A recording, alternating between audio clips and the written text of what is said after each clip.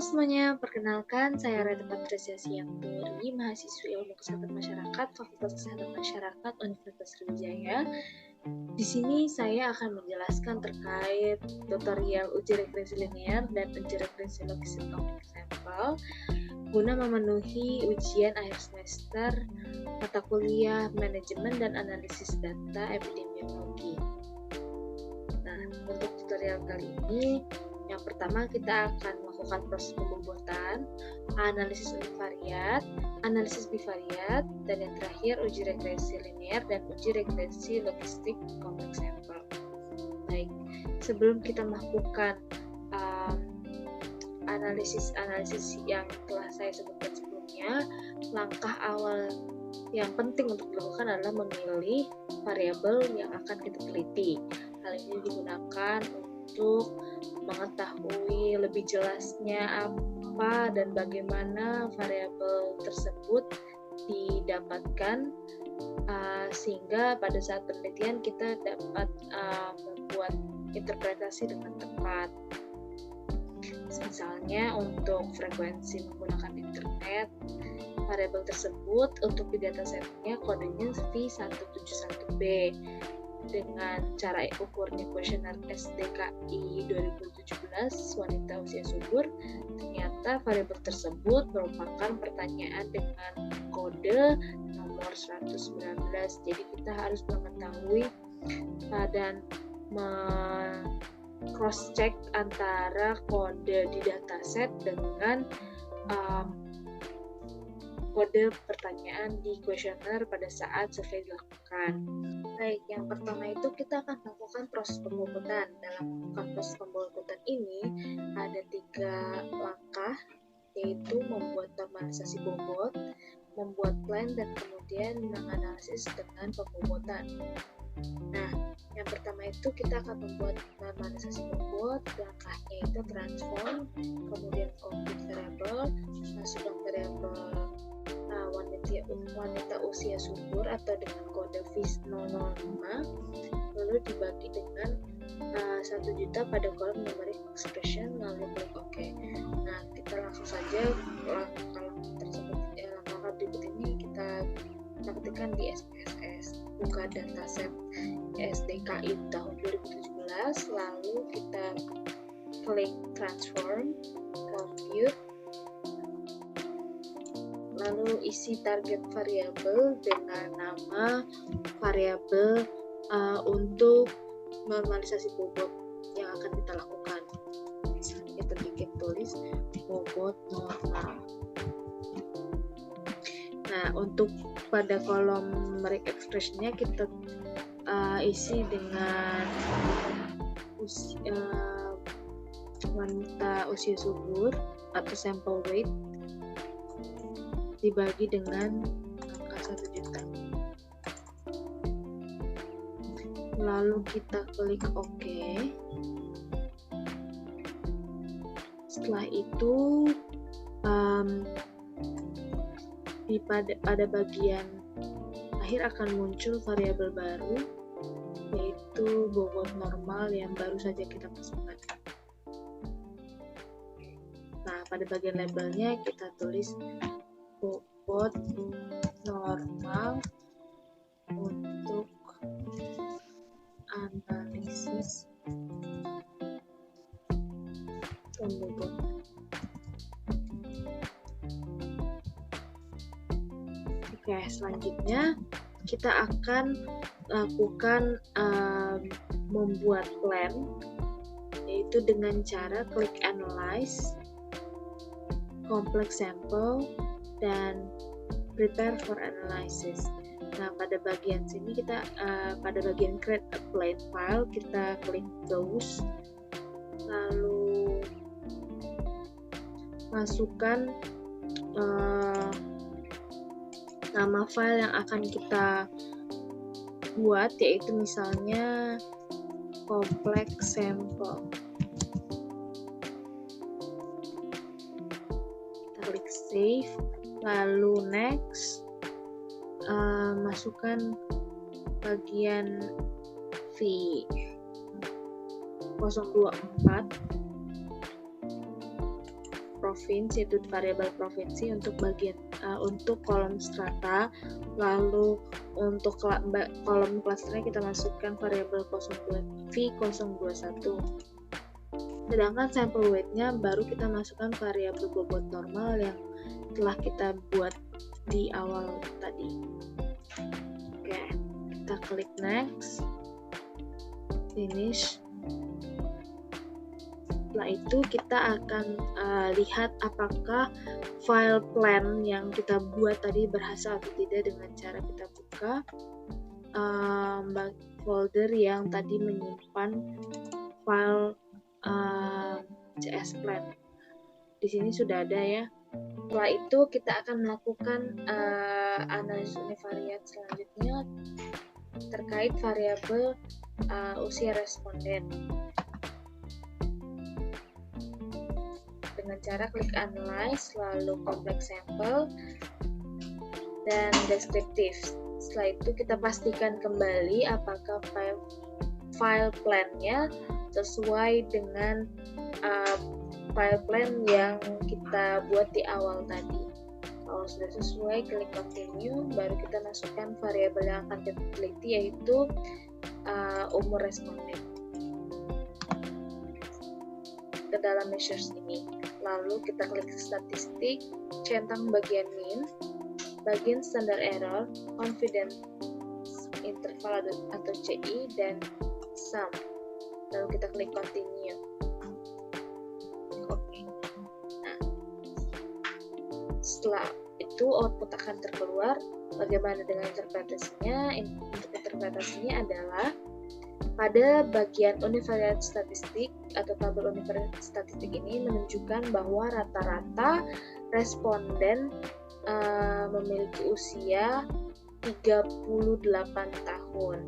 Sesuai dengan tabel ini ya, estimate-nya 38,13, atau kita dapat menarik kesimpulan bahwa rata-rata usia responden itu adalah sekitar 38 tahun. Baiklah, selanjutnya kita akan masuk ke analisis bivariat. Untuk melakukan analisis bivariat, kita buka lagi SPSS-nya, lalu klik analyze, complex sample, dan cross tabs. Nah, sekali lagi kita lakukan pengecekan apakah file plan-nya sudah sesuai atau belum. Setelah itu kita klik continue, lalu kita masukkan untuk kali ini kita akan menganalisis variabel frekuensi penggunaan internet dan tingkat pengetahuan tentang ovulasi cycle atau siklus ovulasi. Terus kita masukkan frekuensi penggunaan internet atau V171B.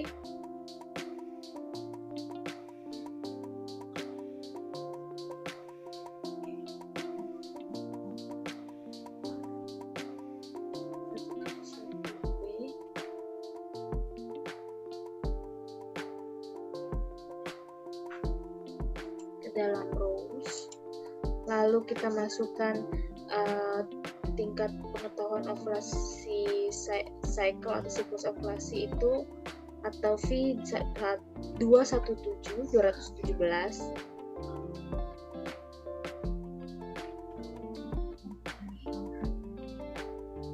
ke dalam kolom. Nah, setelah itu kita akan klik statistik, kita klik raw percent, confidence interval, test independence of rows and columns. Continue. Lalu kita klik OK. Lalu akan muncul outputnya. Lalu bagaimana dengan interpretasinya? Interpretasinya adalah dari tabel yang output yang dihasilkan menunjukkan bahwa nilai signifikansi adalah sebesar 0,00 0,01, maka dapat disimpulkan bahwa apabila nilai signifikansi lebih besar dari alfa 0,05, berarti terdapat hubungan antara variabel frekuensi penggunaan internet terhadap tingkat pengetahuan mengenai pola ovulasi. Selanjutnya kita akan masuk ke uji regresi linear kompleks sampel. Caranya itu pertama kita buka SPSS-nya, lalu kita klik analyze, lalu complex samples dan general linear model. Sekali lagi kita pastikan apakah file plan-nya sudah sesuai atau belum. Jika sudah sesuai, maka kita klik continue. Pada kali ini kita akan menganalisis variabel dependent-nya, yaitu jumlah anak yang lahir atau dengan kode variabel 201.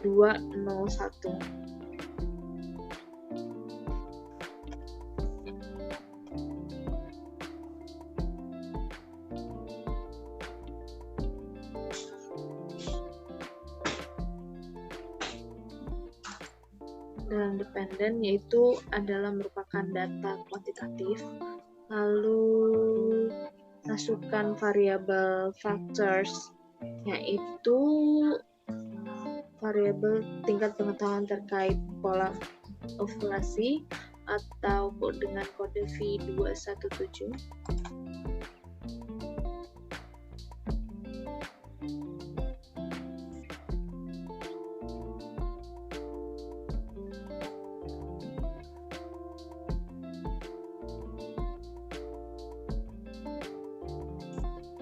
Dan covariates-nya itu adalah umur wanita usia subur atau V012, V12.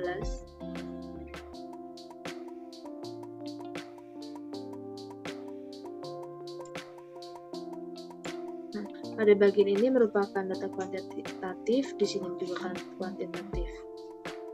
Lalu klik bagian statistik, klik estimate, centang estimate, standar error, dan confidence interval.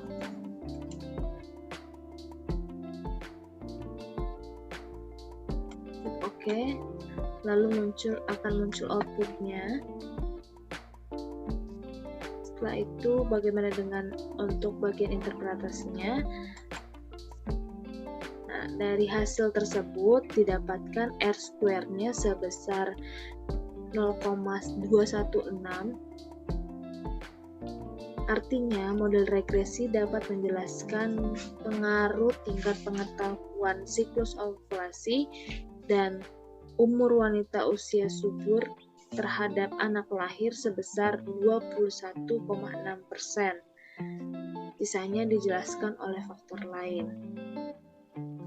Berikutnya kita akan melakukan uji regresi logistik kompleks sampel berdasarkan data SDKI tahun 2017. Nah, yang pertama kita buka data SPSS-nya, selanjutnya kita klik analyze, complex samples, dan logistic regression.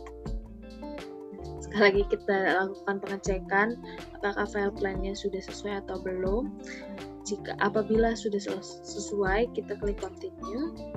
Lalu kita masukkan, pada saat ini kita akan menganalisis variabel dependent-nya adalah metode penggunaan alat kontrasepsi atau dengan kode variabel 364. Variabel 364.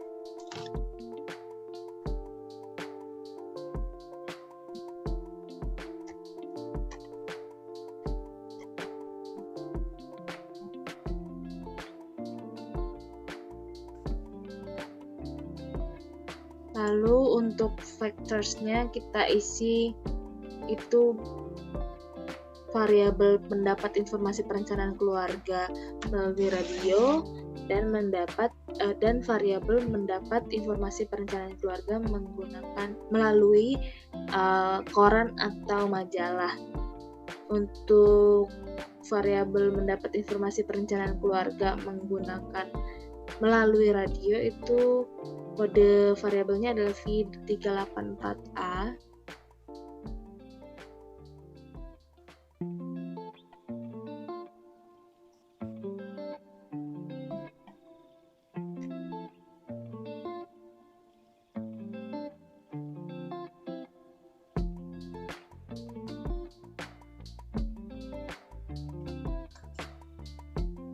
Dan untuk variabel mendapat informasi perencanaan keluarga melalui koran dan majalah adalah variabel 384C.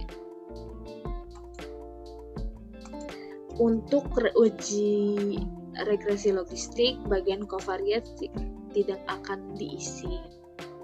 Jadi hanya bagian dependent variable dan factorsnya. Lalu kita klik statistik,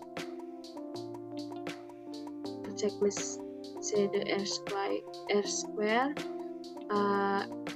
estimate, standard error, dan confidence interval. Klik continue dan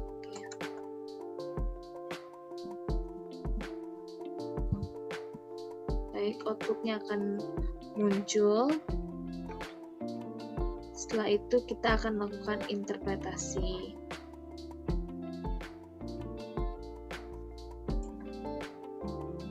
Nah, pada bagian R-square didapatkan hasil sebesar 0,001. Hasil ini menunjukkan bahwa kemampuan variabel independen atau variabel mendapat informasi perencanaan keluarga dari radio dan mendapat informasi perencanaan keluarga dari koran atau majalah dalam menjelaskan variabel pengetahuan tentang alat kontrasepsi adalah sebesar 0,1%, misalnya dijelaskan oleh faktor lain di luar model. Nah, selain itu ternyata pada tabel bagian test of model effect ini didapatkan variabel 384C, variabel 384A. Nilai signifikansinya itu adalah 0,87. Nah, sehingga dapat disimpulkan bahwa variabel tersebut atau variabel mendapat informasi perencanaan keluarga melalui radio tidak terdapat hubungan dengan variabel dependennya, yaitu metode penggunaan alat kontrasepsi.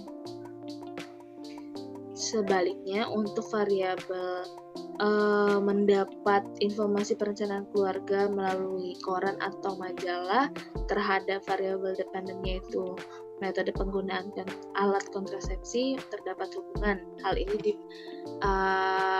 dibuktikan dengan nilai signifikansinya yaitu sebesar 0,0001, di mana lebih kecil daripada 0,05 atau alfa. Baik, mungkin itu saja yang dapat saya jelaskan pada kesempatan kali ini. Kurang lebihnya saya ucapkan mohon maaf. Terima kasih atas perhatiannya. Sampai jumpa lagi.